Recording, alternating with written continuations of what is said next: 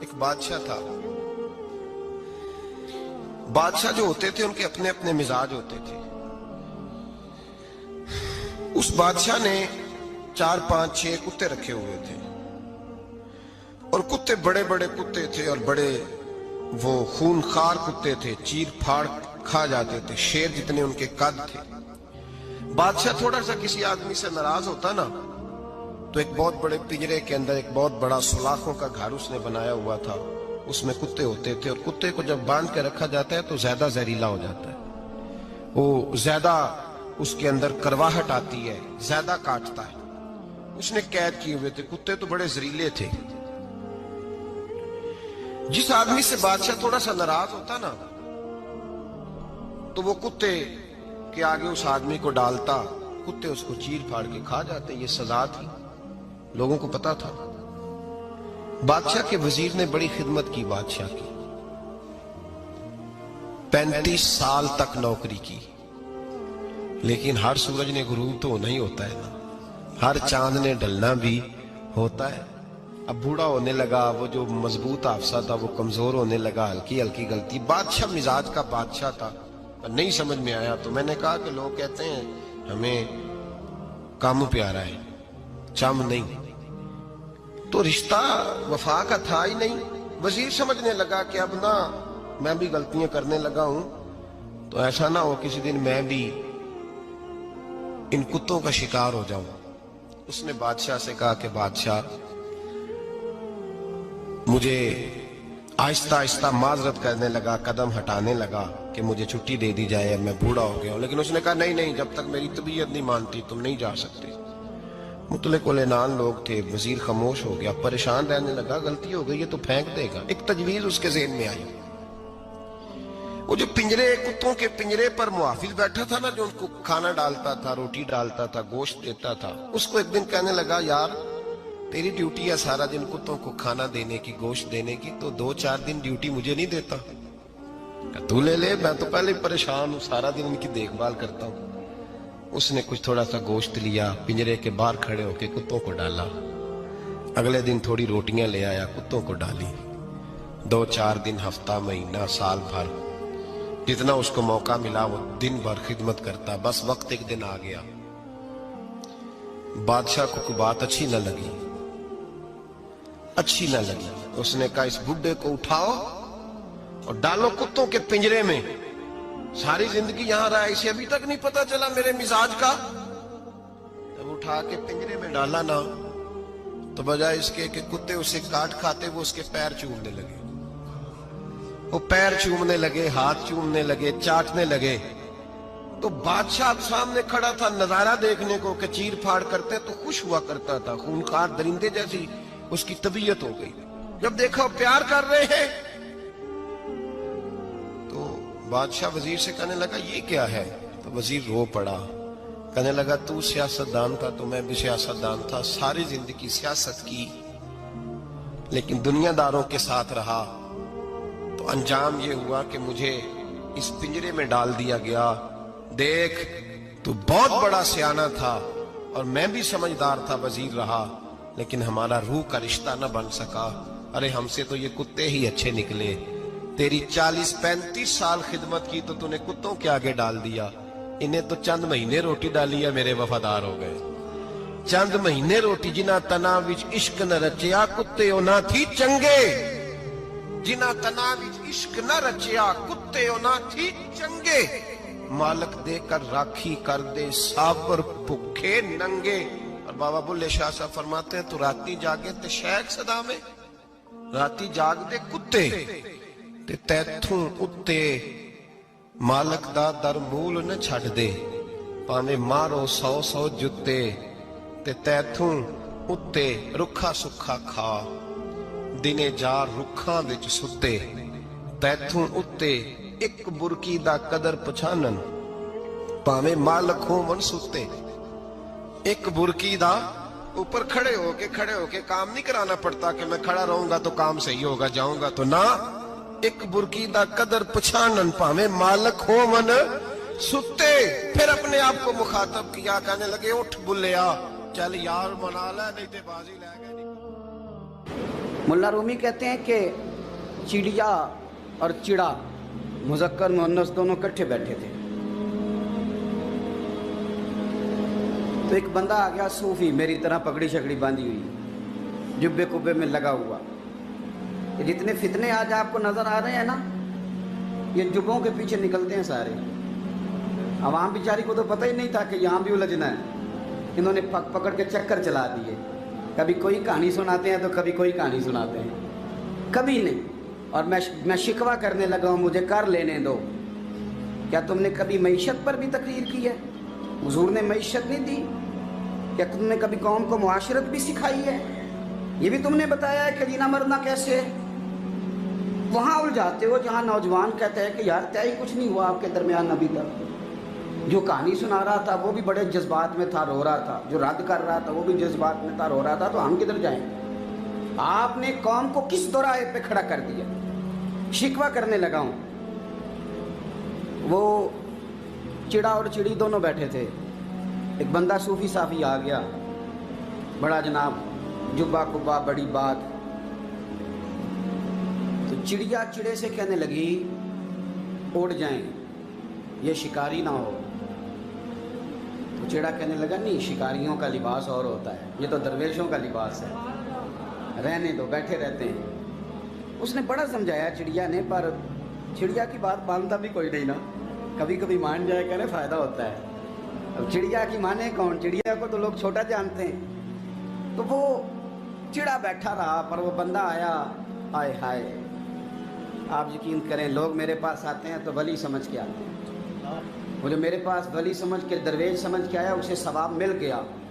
लेकिन अगर मैंने धोखा किया तो क़यामत में मेरी सज़ा बढ़ जाएगी। मुझसे मेरा रब पूछ लेगा, वो तो ठीक था, वो तो तेरी पगड़ी दाढ़ी देख के आया था, तू अपनी बात बता, तेरे अंदर क्या था? तो वो करीब आया ना, वो सूफी दरवेश, इल्ला माशाअल्लाह, उसने ना गुलेल पीछे छुपाई हुई थी। उसने गुलेल निकाली और मारी और चिड़ा मर गया। चिड़िया बड़ी परेशान हुई। उसने जाके बादशाह को शिकायत की, जंगल के बादशाह को, शेर को।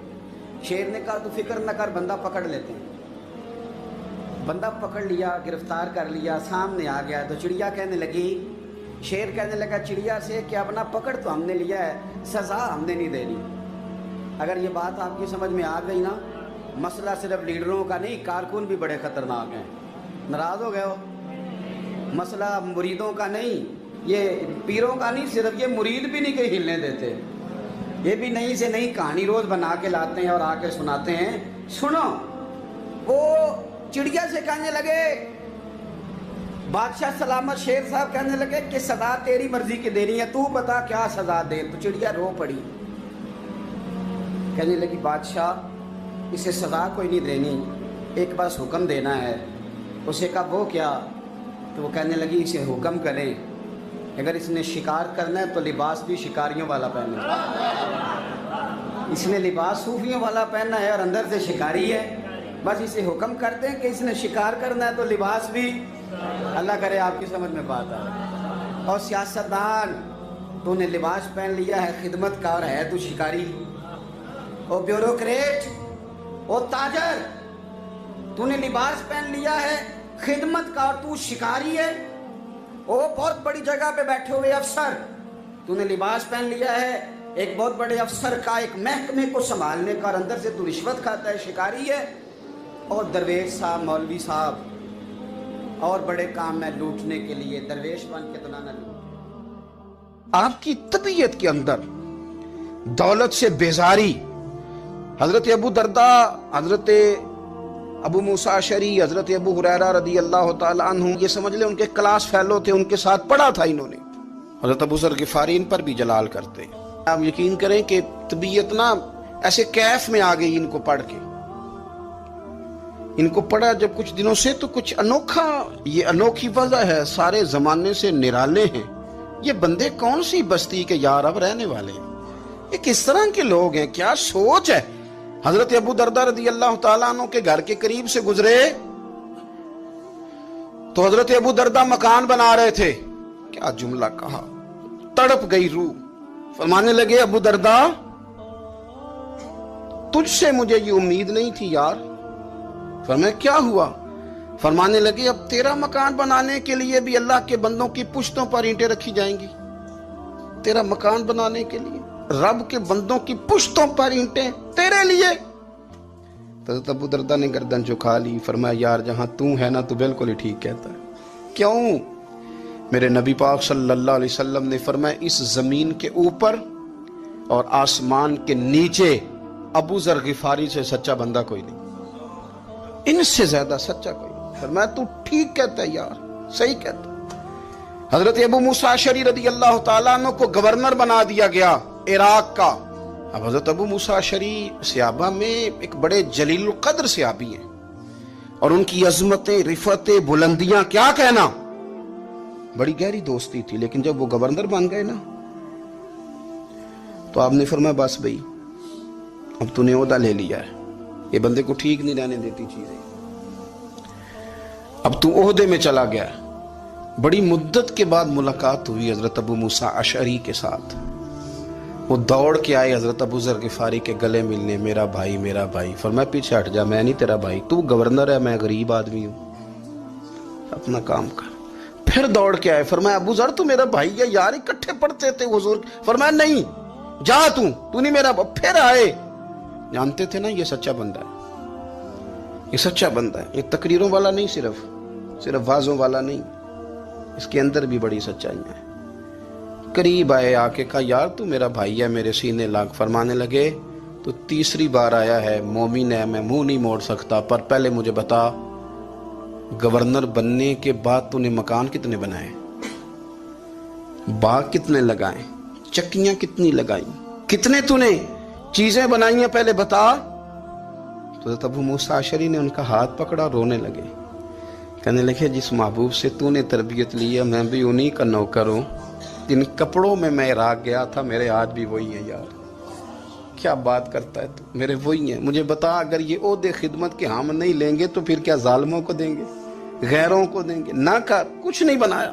حضرت سیدنا ابو موسیٰ اشعری رضی اللہ تعالیٰ عنہ روئے, اور جب کہا نا کوئی شے نہیں میرے پاس, تو فرمایا اچھا چل آ جا, پھر سینے لگ جا, تو واقعی میرا بھائی ہے.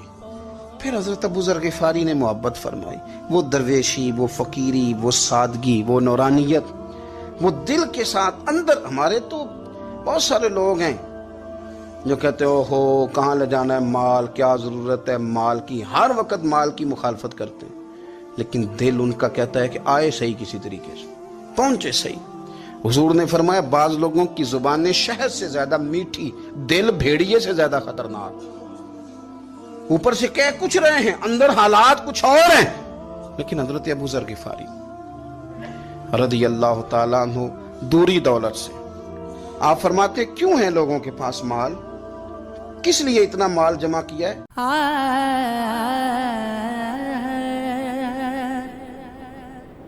اوکھے سوکھے راہ لے لے کے